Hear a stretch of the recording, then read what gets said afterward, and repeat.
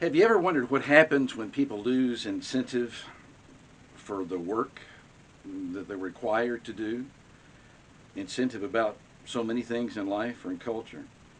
If you're a student of history and look at world governments in the past, you recognize a pattern.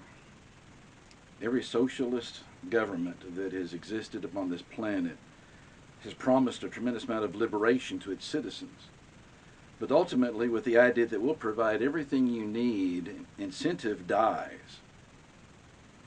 And those individuals that were promised freedom actually live a subservient lifestyle to those that are in charge. Go back and look at the pattern. It repeats itself over and over again.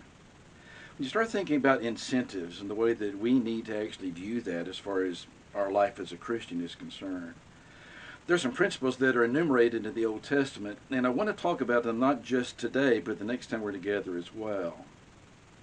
So in part one of what happens when you lose incentive, listen to the way that it's described in the book of Proverbs. We're going to start towards the end of Proverbs and work our way back toward the beginning of the book. In chapter 26, instead of using a statement about losing incentive, the older King James uses the word sluggard, or talks about those that are slothful. New King James uses the word lazy, which really is a definition of that Hebrew word. So verse number 13, the lazy man says, there's a lion in the road, a fierce lions in the streets. I can't go outside. It's a statement that's made to show how ridiculous excuses can actually be. And they are innumerable. I can't do this, I can't do that, excuse after excuse. If the incentive and the desire was seen, if the need was really understood, you would not have this kind of approach. But these people are not thinking about anything other than themselves. In verse number 14 and 15, as the door turns on its hinges, so does the lazy man on his bed. The lazy man buries his hand in the bowl, it wearies him to bring it back to his mouth. He's too lazy to even feed himself. In fact, this same statement in verse 15 shows up in chapter 19 of Proverbs in verse 24. It's not bad enough just to have ridiculous excuses, but a total lack of motivation, even to feed yourself. It continues in verse 16. The lazy man is wiser in his own eyes than 7 men who can answer sensibly. The lazy are unaware of their own ignorance. Not because they can't understand it, but because they don't want to understand it. Now, if we go from chapter 26 back just a couple of chapters to chapter 24, beginning in verse 30, I went by the field of the lazy man and by the vineyard of the man devoid of understanding. And there it was, all overgrown with thorns. Its surface was covered with nettles, its stone wall was broken down. When I saw it, I considered it well. I looked on it and received instruction. A little sleep, a little slumber, a little folding of the hands to rest. So shall your poverty come like a prowler, and your need like an armed bandit. It's going to be there, and you're not even aware that it's actually going to show up. But you've laid the seeds for those kind of problems, that scarcity of even the necessities of life, because of your inaction. It's not just a total lack of motivation, but here is a need that's obvious. You own this land and it should be productive, but it's not. It's grown up with thorns, its surface covered with nettles, with weeds. The stone wall around it was broken down. Totally irresponsible. And it's tragic when you see that taking place in any society. It seems like with a great deal of rapidity, becoming more rapid as the days go by. It almost sounds like what's happening in our culture. Let's go from chapter 24 back to chapter 21. Before we talk about some things in the second half of the chapter, I want to go back to some principles that are mentioned in the first. In verse number 2 of chapter 21, every way of a man is right in his own eyes, but the Lord weighs the hearts. There's the problem. I'm not going to look past what I conclude and what I determine to be correct. There's a principle that's involved in verse 3. To do righteousness and justice is more acceptable to the Lord than sacrifice. And then the arrogance that actually brings destruction, verse 4 and verse 5 of Proverbs 21. An arrogant look, a proud heart, the plowing of the wicked are sin, the illumination of the wicked, those things that they actually try to show as being important really aren't. They're not good, they're evil.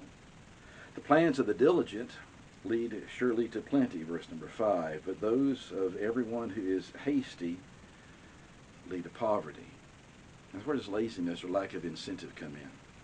In verse number 20, there is desirable treasure in the dwelling of the wise, but a foolish man squanders it. Instead of actually making use of it or being profitable in what he actually enjoys, he wastes it. Then later on in chapter 21, verse 25 and 26, the desire of the lazy man kills him, for his hands refuse to work.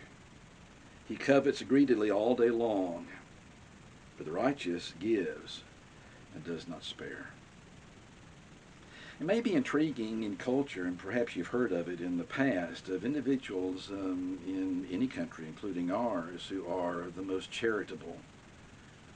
May indeed be those individuals that are working, that are involved, that are energetically engaged in the aspects of life to benefit not just their family, but those around them.